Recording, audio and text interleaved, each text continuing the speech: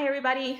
Welcome to our Facebook Live event for today. I am going to give people a couple of minutes to hop on, but I just wanted to say thank you for joining us. We're very excited to do this today. We are going to be talking a little bit about the Phelps architecture. As you can see, I have this lovely blown up image of the Phelps Mansion right behind me, and we're also going to be coloring.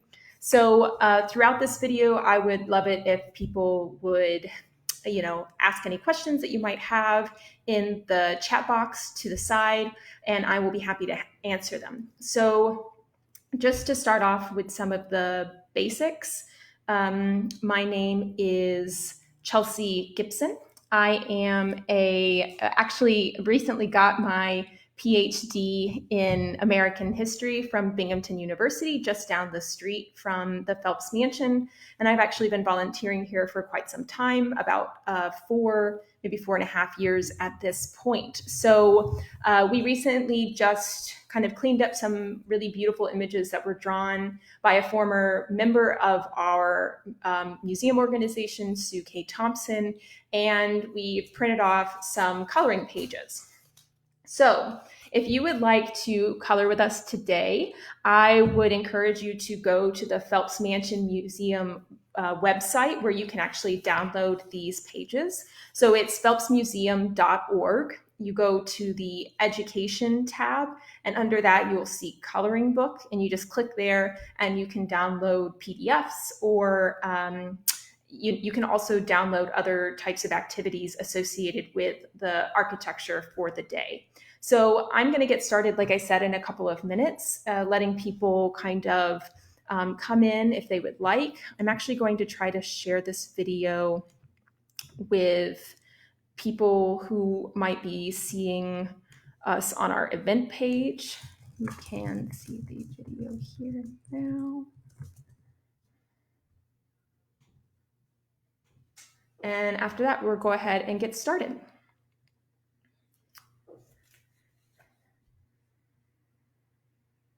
There we go. Excellent.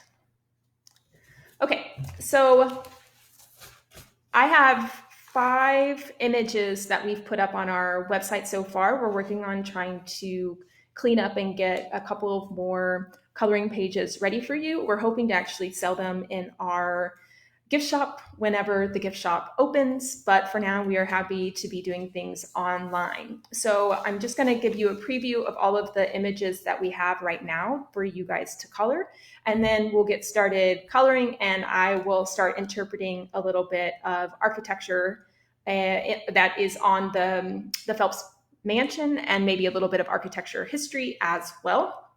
So if you guys haven't checked out our Facebook Live tour that we did I believe it was 2 Saturdays ago, you can find that on our Facebook page. I would highly recommend it if you've never actually come to the Phelps Mansion. It's a great opportunity to learn a lot about the mansion itself during this time when we're all supposed to be kind of staying at home and social distancing. Next week, we will actually be doing another event. I will be reading, or I won't be reading a book from the library, but I'm going to use a book that we have in our Phelps Mansion library, and I will be kind of talking about and interpreting that book. We'll be sharing that event. Link pretty soon. We're also going to be doing a behind the scenes tour 2 Saturdays from now. So I think that is the 18th, but don't quote me on that. Let me get my calendar. Yeah, so the 18th, we will be doing a behind the scenes tour. As long as our Wi-Fi lets us get up there with the Facebook Live, we might have to post a regular video, we'll see, but we'll be going up into the attic and maybe even into the basement, I'm not sure. But those are the things that we've got on our docket so far in April. If there are any types of programming, like digital programming or digital events that you would be interested in seeing, please,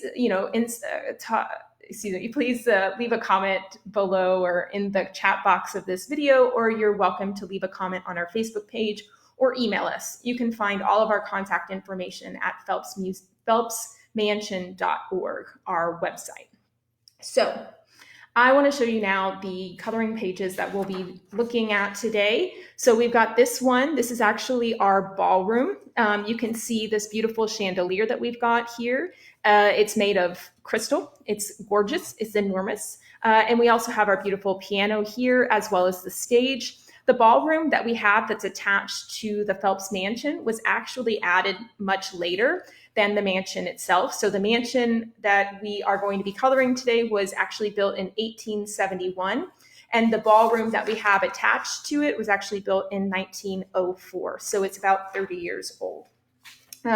Another image that we've got that you guys can color, this is the master bedroom. So this is up on the second floor of the house. You can see we've got a bed here, and there's a master bath back here. You're welcome to color that. Another great image, this is probably my favorite, is our library. So when I do a live streaming event next Saturday, I'm going to be in the library reading from one of our books.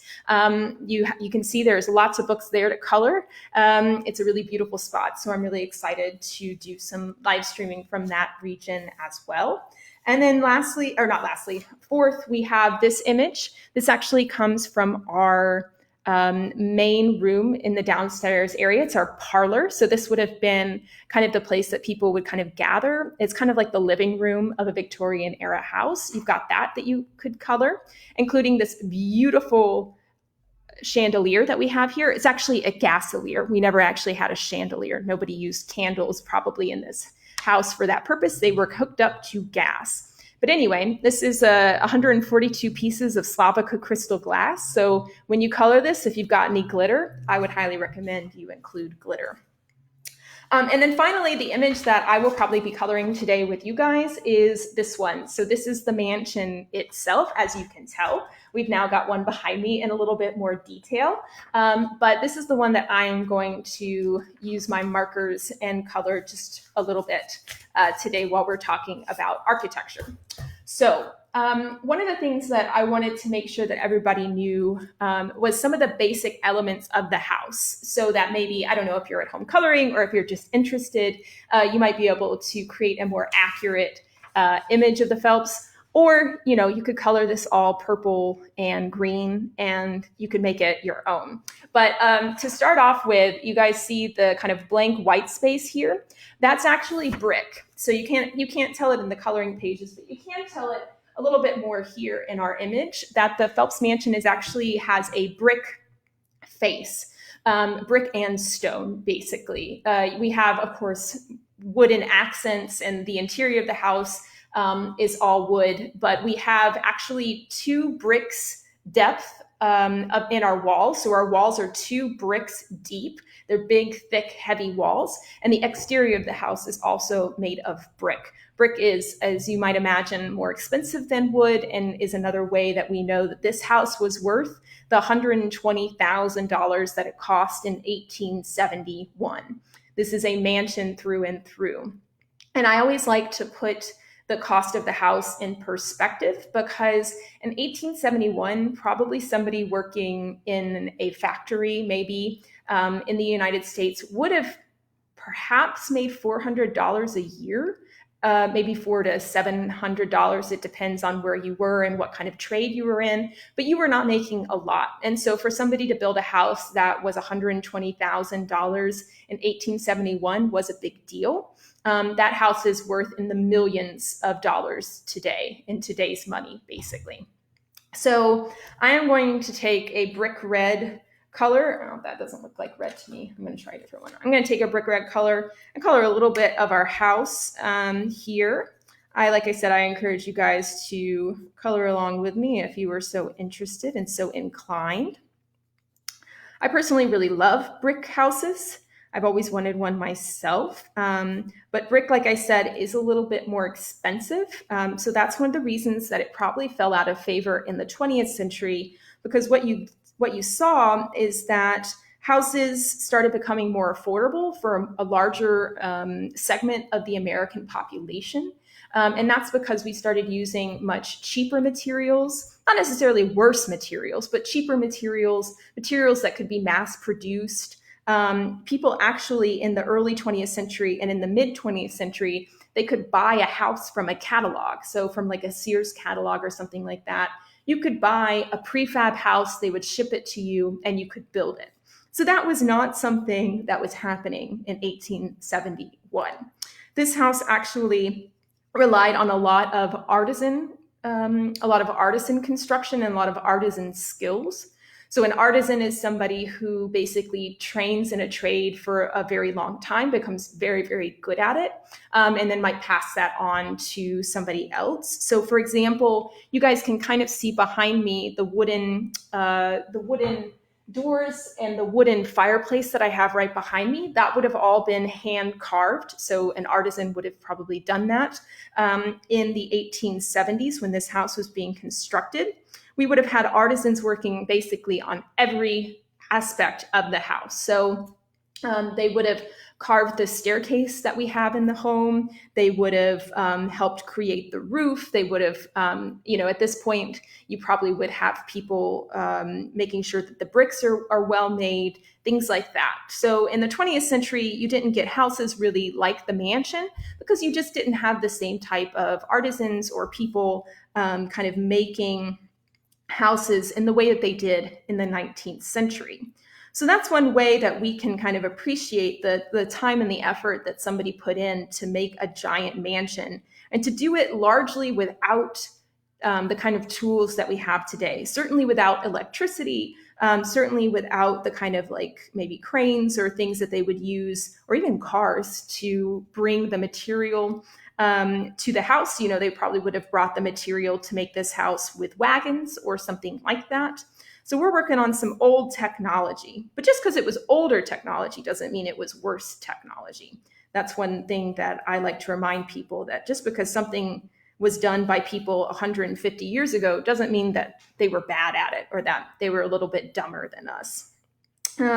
So I am still working on my brick over here.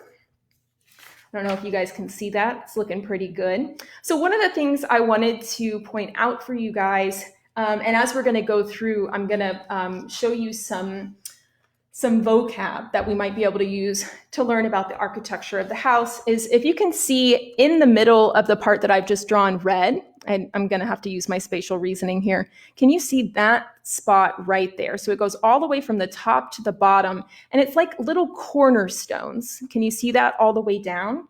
Those actually have a fancy French name, and they are called coins, not coins, not like change, but coins with a QU.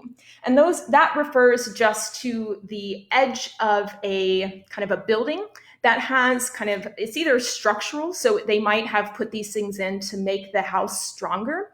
But a lot of times in the Victorian kind of Gilded age that this mansion was created in, they mostly did it for show. They made it kind of ornamental. So I'm going to take this word coins and I'm going to put it up on our board here so that we can see it.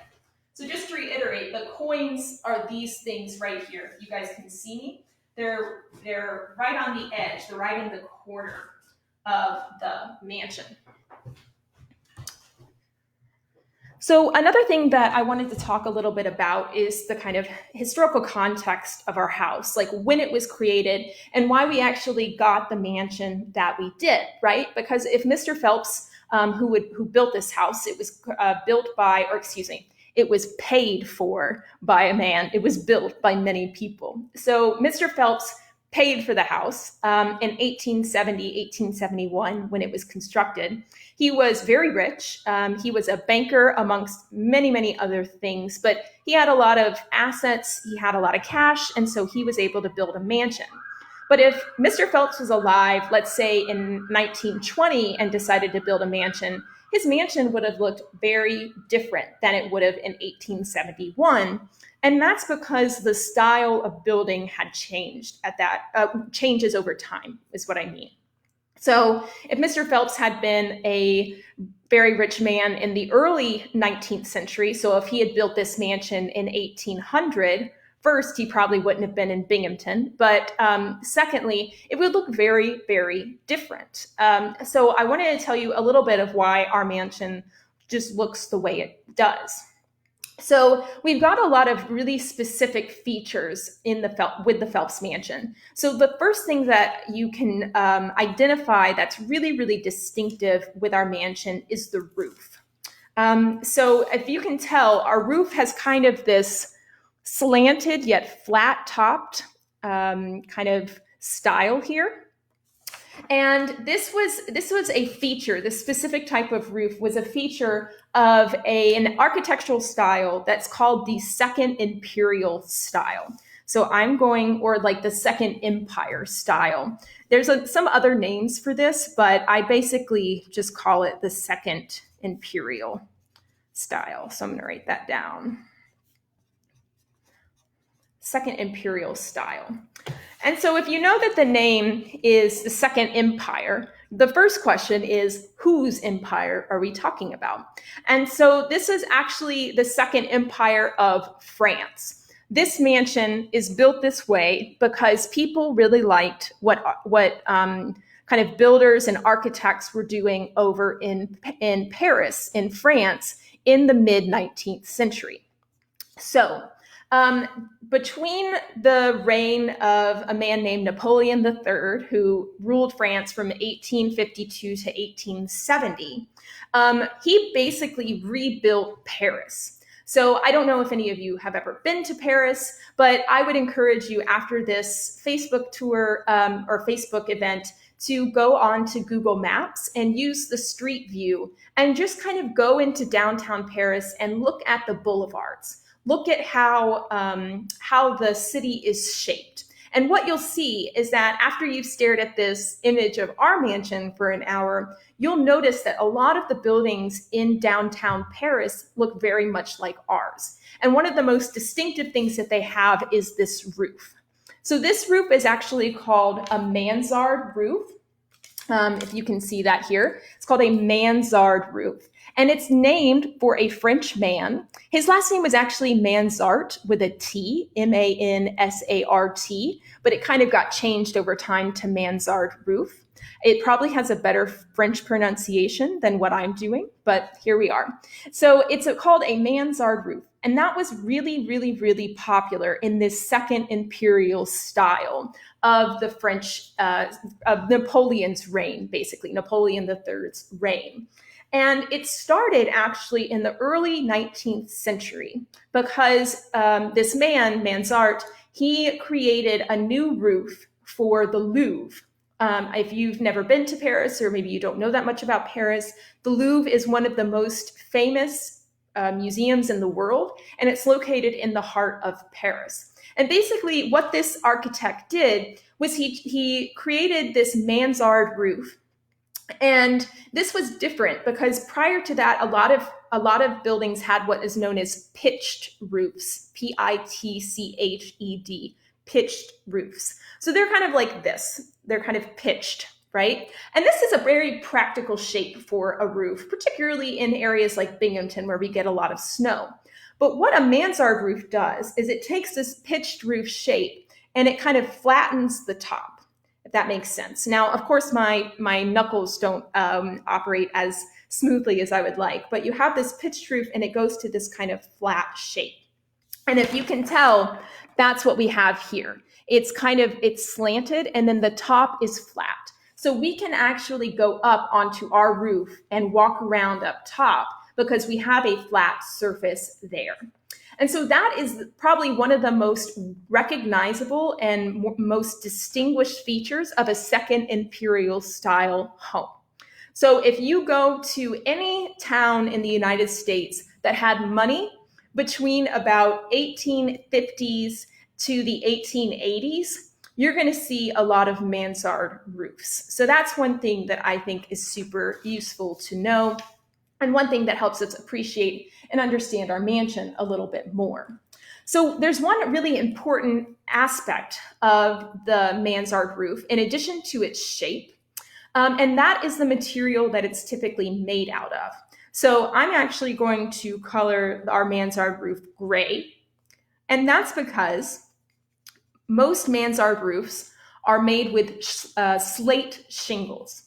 So we have a lot of different types of roof coverings that you can use. A lot of shingles nowadays are made of like things like tar, but we actually had a slate roof. So slate is just is a type of rock. We actually have a lot of slate in upstate New York just because of our geography. But so that means that our roof is kind of black/gray. And you can't quite see it in this coloring page, but they would be kind of like shingles. So they would be kind of layered on one another. So that is another important feature of the Second Imperial style, is a mansard roof specifically with slate on top, right? So like I said, I'm going to draw our roof and make it gray. I'm also going to take our mansard roof. I'm going to put that up on our little board over here. So again, mansard roof is this bad boy up here. And to reiterate, it's made of slate, S-L-A-T-E. So I'm going to put the slate up here too. You can tell it a little bit more in this drawing how it's kind of hatched. There we go. We got this nice slate. Okay, so next thing I want to talk about still has to do with the roof. It's another important feature of kind of a mansard roof, or a house of the Second Imperial style. And that is this kind of ironwork right here at the top. If you can see that, it kind of looks like lacy in the drawing, and it's actually made of iron. And this is called cresting. Cresting. C-R-E-S-T-I-N-G, cresting. And so this is something that was very frequently used as well. So that goes at the very top. And if you, let's say that you watch this and you just want to see the Phelps Mansion because you live in the area, you're welcome to drive by as long as you don't get out of your car, I suppose. And you can still see our cresting very, very clearly on the top of the mansion.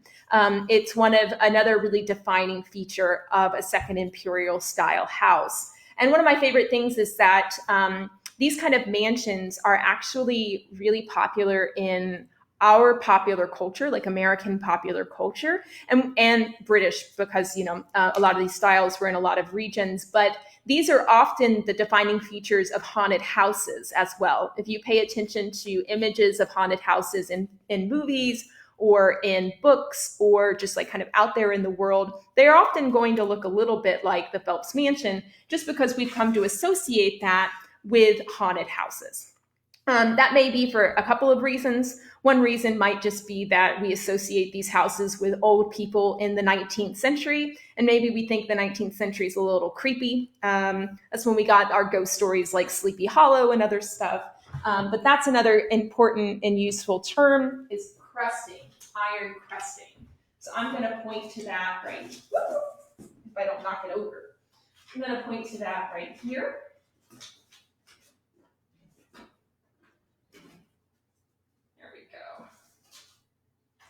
There we go.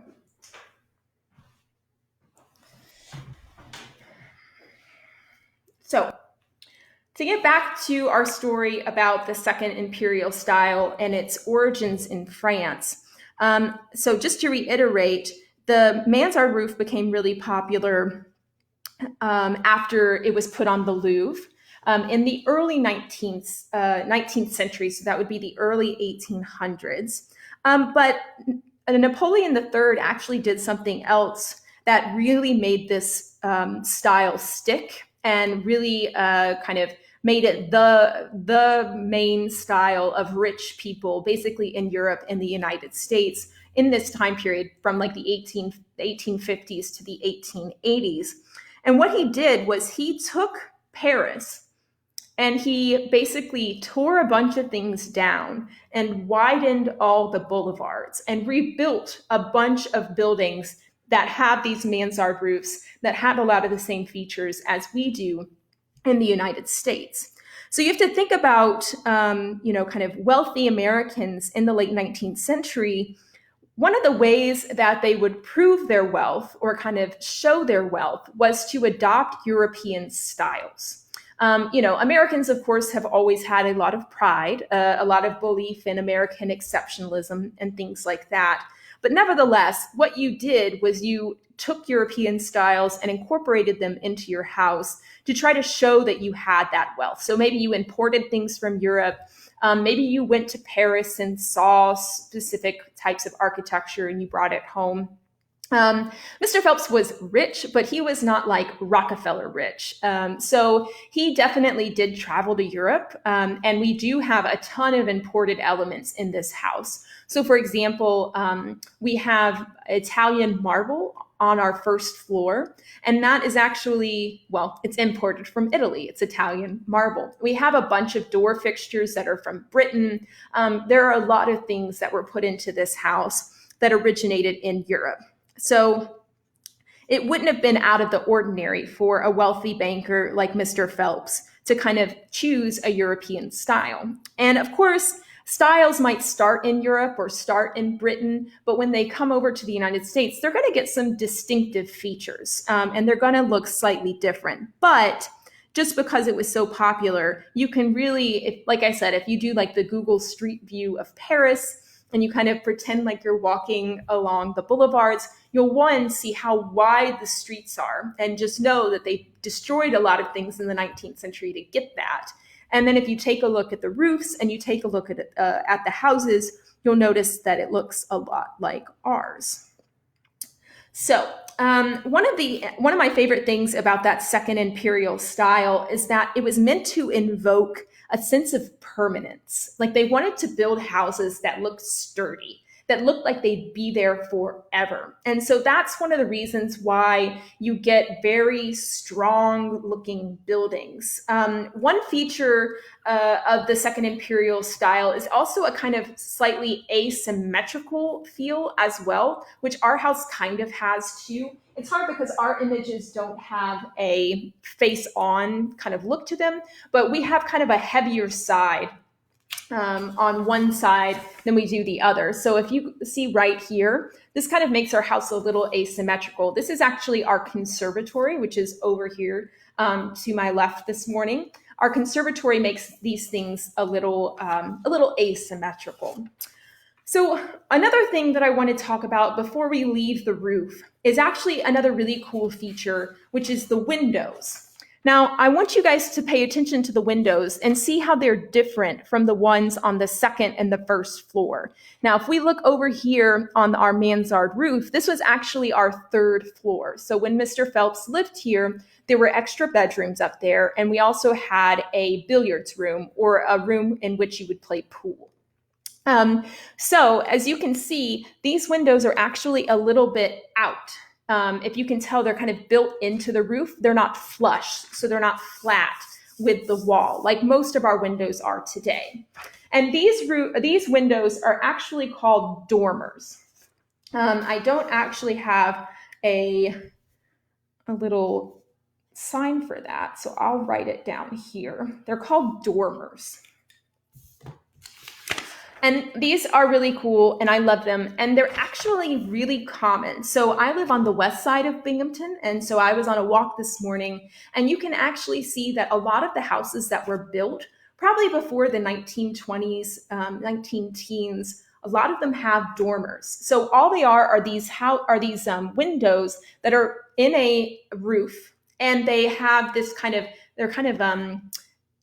they're a little bit external. I'm not sure how to describe it, but they kind of jut out from the roof.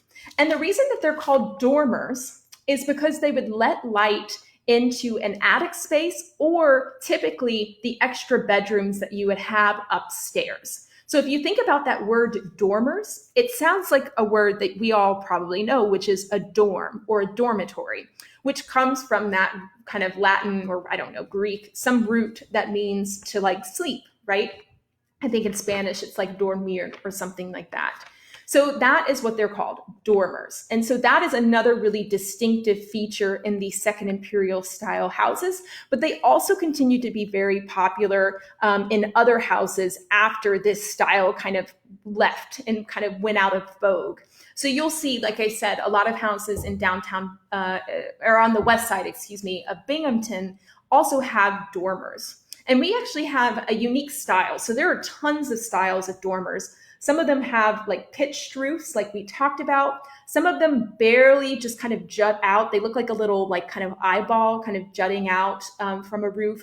But ours have this lovely curve to the top of them. I don't know if you can see that, but they've got this, like I said, lovely curve there. And so when I was doing research, um, this old house, a source that I trust a lot because my dad used to watch that when I was growing up, they say that that is a bonneted dormer, which I think is delightful. So it's like got this kind of curve like a woman would have on a bonnet. So I'm going to call our dormers bonneted. I've also seen the kind of half circle dormers called eyebrow dormers, just because they kind of look like the shape of an eyebrow. I think they probably depend on the context. I'm going to call ours bonneted for the time being. If you have any disagreements, please let me know and I will correct myself. So that is another really cool thing about our mansion, is that we have these really beautiful dormers. So now we want to start looking a little bit more at the body of the house. Well, actually, let me tell you one more fact about our roof. So our mansion looked like this in 1871. But in 1940, the women's club that actually took care of this house for a lot of the 20th century, they were known as the Monday Afternoon Club. They had to make the very hard decision to actually take this whole roof off. So if you can imagine it, the Phelps Mansion for a very long time basically did not have a roof. It was just flat at the very top. And that happened for probably a couple of reasons. So we know that there was some damage to the roof. Like, this house is a mansion, so it takes a lot of money to keep up. It takes a lot of money to keep it in repair. We're actually working on we're working on raising money to fix our roof for the ballroom, which you can't see in this image, but it's because roofs get old and you have to replace them, and it costs a lot of money. So these women in 1940, they had a very hard decision because they knew that the roof needed repair, but it was very expensive. And if you think about 1940, the United States was about to enter World War I or World War II. Not that we necessarily knew that at the time, but we were about to enter World War II. World War II was happening. And the United States was still in the Great Depression. The Great Depression really didn't end until the post-war period. So these women had to make a financial decision, and they chose to take off that roof. Well, thankfully, about 20 years ago now, we put this roof back on. So it is now a facade. Facade maybe is not the right word. It has slate. It is exactly like the roof once looked. We have our lovely little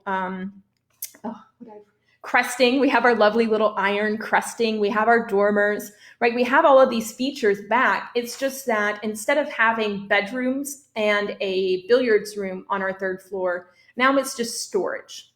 If you are interested, hopefully, in seeing our attic space, the kind of third floor as we have it now, make sure to check out our tour that we'll be doing on April 18th, probably at 12, but I'm not sure the time yet. Where we will be looking behind the scenes at the Phelps Mansion. So that's a kind of interesting story. And we're very lucky to have been able to raise enough money to put that roof back on, because it really is essential to the identity of the mansion. And we, of course, want to try to get things as close to what they looked like when Mr. Phelps was alive as we can. So another thing that I wanted to talk about is the other floors, kind of like the other areas of the exterior of the house. So we've already talked a little bit about the fact that it's made of brick. We've talked about those lovely little coins, the little kind of cornerstones that we have here that kind of operate probably for an ornamental reason in this mansion rather than a structural reason. But we have a lot of other really interesting features of the mansion that help us also appreciate the kind of architecture of the late 19th century, of this second imperial style. So I want to point out a couple of things that we have too. So we've got a lot of other things we can take a look at. Let's do a disclaimer. So this thing that we have here on the side, it also has a French name. As you can probably imagine, a lot of styles came from France in the 19th century. And this is actually known as a portechere. It's spelled in a French way, so the pronunciation can be a little confusing. That's called a portechere. And if you notice, we don't actually have that on our mansion here in this illustration, because originally the portechere would have not been on the side of the house. So today, this is what it looks like for us. So the portechere is just outside, kind of to my left. But originally, when we just had the mansion and we didn't have the ballroom attached to it, which is kind of hard to imagine because I don't have a picture of that. But basically, we used to have the back of the house where you would either exit or come in from the back of the house. And that is where this portechere used to be. And it's basically the thing that you would drive your horse and your carriage under to get out. So it's kind of like an awning. It kind of operated, I guess, like a carport or something like that we might have in our houses. But you, of course, would not just like park your carriage there. We actually had a carriage barn that was over so it was on the side of the house of the portechere, but it's really like kind of over here. And so, of course, we had a carriage barn. That's where we would store the carriage. But basically, the carriage would drive up to the portechere. You would let people out, and then, you would put the horses away and put the carriage away. But the Monday Afternoon Club, at some point in the 20th century, took that portechere from the back. Presumably, they did it actually when they added the ballroom in 1904. So they took it from the back to preserve it and put it on the side. So nowadays, our house manager, Joe, he often parks his car there. But that is something that we preserved, but doesn't really have the same kind of functionality as it once would, just because we don't really use carriages, or we don't use cars in that way where you just kind of drive up, you get dropped off and then somebody parks your car for you. Or at least I don't do that. Maybe some of you do that. But that's another interesting feature of the house as well. So another cool thing about our house is that we have these really large stairs. You can see here, these large stairs kind of going up to the mansion. That was another element of the Second Imperial style. You had very broad steps. And that's because the Second Imperial style was meant to be a little fancy. It was meant to make you think, oh, that person's got a lot of money, right? And so a lot of elements, it's actually interesting that a lot of elements that might have been functional in previous iterations of mansions, by the Second Imperial style, they were often just there for show, or they were there for ornamentation. So sometimes people will call Second Imperial style houses like gingerbread houses or something like that, just because they have a lot of ornamentation. They have a lot of extra things that you don't functionally need, but they look really nice and they cost more money. So it's another good opportunity to kind of show your wealth. So, excuse me. So we've also, I just coughed into my hand. That's a no-no. Don't do that. I've got hand sanitizer. I'm not touching anybody. Don't watch me. Excuse me. Anyway, so we've got our beautiful large stairs here that lead up to the front door of the mansion. You can't see in this image, or really in this picture, we have very large doors, very beautifully carved wooden doors that actually have we have two sets of doors. So you come into the first, you could close those doors behind you, then you open the second and you can go into the house. That's probably for practical purposes in some ways. Before the advent of a lot of heating technology, you would want to kind of keep the cold inside of that little vestibule rather than letting it just stream into the house. But that is another important feature of that Second Imperial style home. There are these broad steps kind of leading you up to the house and these enormous doors that greet you there. One fun fact about our mansion is that we don't have a front doorknob, because in a mansion, you would not let yourself in, you would be let in. So there is no need to have a doorknob at the front of the house, because that's typically where guests or visitors would come, and you would have a servant or someone open the door for them once they kind of rang the bell or signaled their arrival in some way, shape, or form. So that is another interesting and cool, oh no, I started coloring the brick gray. That's another interesting and cool feature of the Phelps Mansion as well. Just going to color a little bit more red while we're doing this.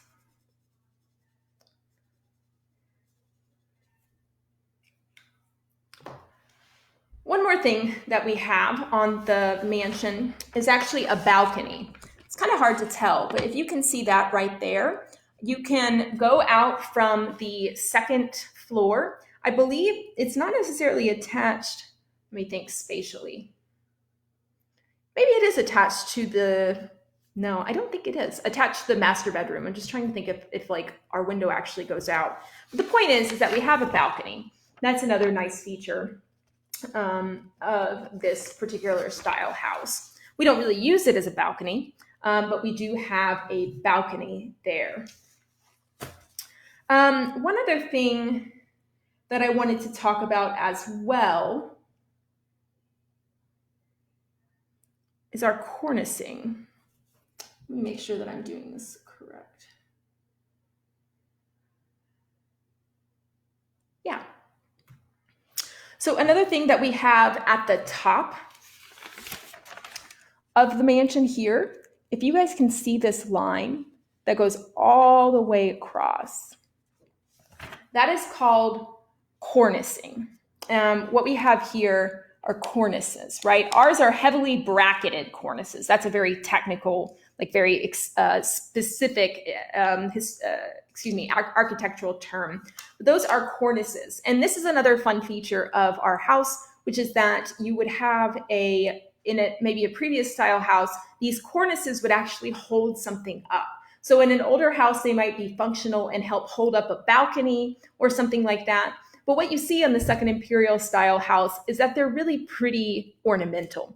So you can see them a little bit better in this image over here. So all of this are the cornices. And you can kind of see that the artist has shaded it, so it looks very dark here. But that is the example of those cornices as well. So again, it's just another opportunity for them to incorporate something that was pretty ornamental and just make the house look a little bit sturdier. Like I said, one of the important goals of the second imperial style house was to look very sturdy, to look very long lasting, to look very kind of strong, right? So the cornices help achieve that as well. One other thing I wanted to point out is the shape of our windows on the second and the first floors. If you can tell, there are these little tiny like shapes like this over the top of the window. Let me like point with my finger and then show you. Right there, that little shape at the top of the window, those are called eyebrows. So they're just these little tiny eyebrows that go across the window itself, which are a really lovely and very cute feature as well. So those are our eyebrows. They are stone for us. So you have a brick face, and then you have these little eyebrows that are made of stone throughout the house on both sides. Let me see if there are any other vocab.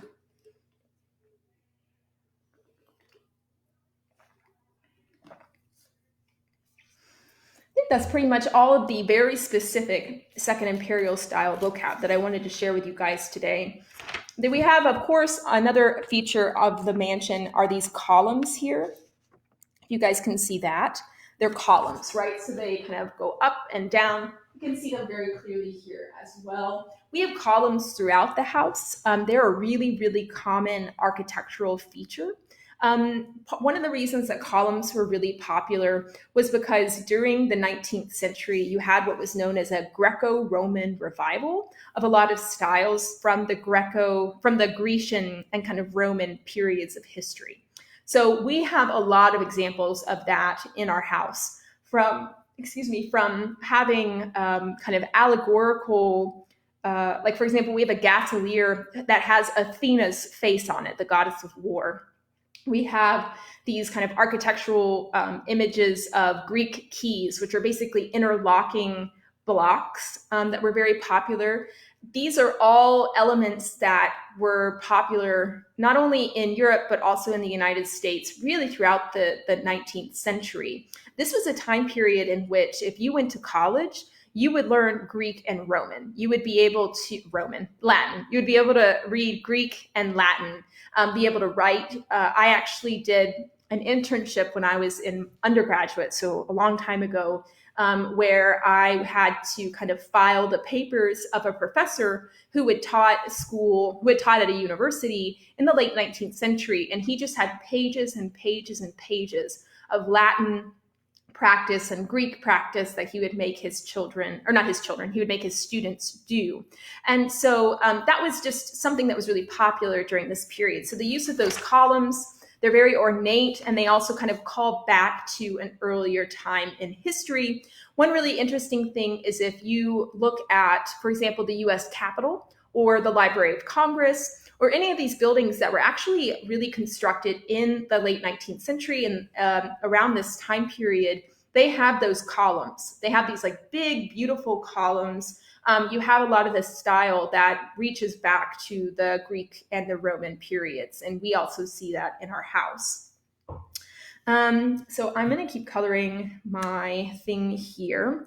I do want to say that if anybody who is out there, maybe like who is a teacher or somebody whose kids might be working on this right now, we actually have a word search of a lot of the terms that we talked about in this video. You can go onto our website, which is phelpsmansion.org. Like I said, if you click on the education tab and then you go to the coloring book section, you'll find a PDF download link for this word search that you might be able to do after the fact if you want to test out some of our words that we learned today, like dormers and coins, crusting, and that mansard roof. So that's just a little bit of fun that you can have after the fact. So one other thing that I wanted to talk about is the question that I get a lot from guests who come in and they see this mansion and they think it's so beautiful and they love it. They want to live here, right? They want to steal it from me. But they ask why we don't have more mansions like this, particularly in Binghamton. And this is a good question because if you drive by the Phelps Mansion, we're at 191 Court Street, right in downtown Binghamton. We're right by the Broome County Public Library. Literally, they're our next door neighbor. But our next door neighbor actually used to be a mansion on both sides. This whole street, Court Street, used to be full of mansions that looked just like the Phelps. A lot of them were in the Second Imperial style, which meant that they had those beautiful mansard roofs. They had the brick face. They had these very strong features, very ornamental, all of this, right? We used to have many mansions. And people wonder why the other ones got torn down. And it's kind of hard to appreciate this because we're 150 years out. So we're actually celebrating the 150th anniversary of the Phelps Mansion this year. And it's hard to appreciate now that when people looked at this house in 1910, maybe 1920, they said to themselves, that's an ugly house. Like that house is out of style. Like that house is ornate. That house is gaudy. People really didn't appreciate the house in the way that we do now. And I like to think about it in the way that we might talk about houses, I don't know, from the 1970s. You know, and nobody says like, oh, we should preserve that house or we should like keep all these homes from the 1970s, because you just are people living and you think, I don't want that house. I would rather just tear that house down and buy a new house or build my own house in a style that I actually like. And so you have to think about the fact that these kind of houses do go out of style. And, you know, the fact that people's styles change and we come to kind of revere old things. But really, when people just need a house to live in, or they need a new, I don't know, library, or they need a gas station, or they need these types of things, mansions maybe don't seem like the most practical thing to keep in your lived environment. So it is sad in some ways that the houses that we used to have as our neighbors were torn down. But it's important to keep in mind that, these people were very, very rich and they took up a lot of space. And, maybe sometimes you just have to change the environment to let more people live in that space, or to create new things that the community can enjoy. But of course, nowadays, because we're a mansion, everybody is invited into this house. You don't need an official invitation to a ballroom, or to a ball, or to a dinner or something like that. This is a really lovely democratic space now where everybody can look at the craftsmanship and can appreciate the people who built it, can appreciate the wealth of the man who owned it, right? And now we're able to talk and interpret the history, which I am really appreciative of. But it makes sense to me as a historian why people would kind of not want to preserve the houses, when they're 20, 30, 40 years old, compared to us now seeing that it's 150 years old and thinking, oh, why would anybody want to tear that down? It's important to remember, I guess, that old things weren't always old, right? And so people had their own opinions about them. Also, if you really want to think about it, could you imagine buying a house in the early 20th century that didn't have electricity, that you would have to rewire, right? That would probably be pretty expensive. And this house is still pretty expensive to upkeep. This is not a cheap house. And that's really another reason why a lot of them were torn down. It's just because it's expensive to keep these things up. And not everybody had the kind of wealth that Mr. Phelps had, right? He died with about $1 million worth in assets when he passed away in 1878. And not a lot of people had that much money, So you have to think about the kind of practical, kind of financial considerations that people have to make too when they think about preserving a home. So if anybody has any questions, you feel free to ask them and I'll be happy to try to answer them. I'm just now trying to color and get my house all nice and red. So I do want to point out, let's see, we're at 52 minutes. So we're almost done for the day. But I wanted to bring your attention to a couple of things before I let you go. So I hope that you've enjoyed coloring or learning a little bit about the architecture of the house. Just so you can see, I'm making some headway on my red brick. So I hope that you've enjoyed, like I said, learning a little bit about the house, doing some coloring with me. And I want to draw your attention to our website, again, phelpsmansion.org. We have a Donate Now button, and we also have a Memberships tab. If you are somebody who lives in the Binghamton region or lives somewhere else and you enjoyed this video, please consider giving us a small donation. We know right now is a really hard time for a lot of people, a really kind of job insecure period. And it's also really hard for us as nonprofits. But if you enjoyed this and you could give us, even a very small amount, we would appreciate it. We normally survive a lot off of our tours, which we normally give on Fridays, Saturdays, and Sundays. So we've been trying to come up with ideas and events that kind of replicate those tours that everybody can enjoy from a safe distance in their own home. So do consider becoming a member. We have sustaining memberships where you can give $5 a month or, a small amount per month. Or you could just try to give us a one-time donation. We would love that and be super appreciative of anything that you'd be willing to donate to us in this really kind of difficult period. But I also wanted to encourage anybody who's had a lot of fun today coloring with me is to color this and tag us either on Facebook or on Instagram. We're actually over on Instagram too. You can just look for us in the search function. It's Phelps Mansion Museum. If you want to tag us on any beautiful creations that you make, we would love to see them. Like I said, either on Facebook or on Instagram. And hopefully we'll be able to put this video up on our YouTube page as well, so that you'll be able to find it pretty easily after it's all done. So you can find us again, like I said, on YouTube. It's just Phelps Mansion Museum. You can just search for us right there. We only have 6 followers, so you can get us up to 10 or something maybe this weekend. We're going to try to be posting a lot of the content that we're going to be doing online, maybe on YouTube or somewhere that helps is a little bit more permanent, so that we can keep this as a good database. For anybody out there who is relying on the internet to help do some homeschooling or create fun events for their kids, please reach out to us. We would love to create some more kid-specific content, and we will let you know what we come up with. So just to reiterate, we are hoping to create a full-scale kind of coloring book, maybe sometime in the future. So keep a lookout for that. We're definitely going to hopefully sell it once we get it in our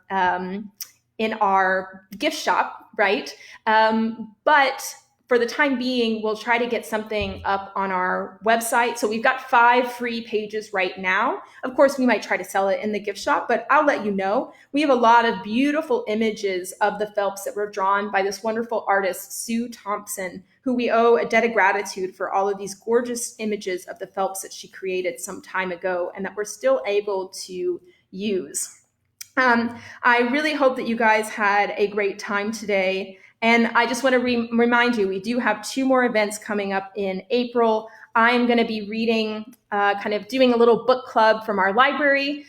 We have so many great books. And one of the greatest parts about having a house this old is that all of our books have been digitized by Google. So all of you can read them at home.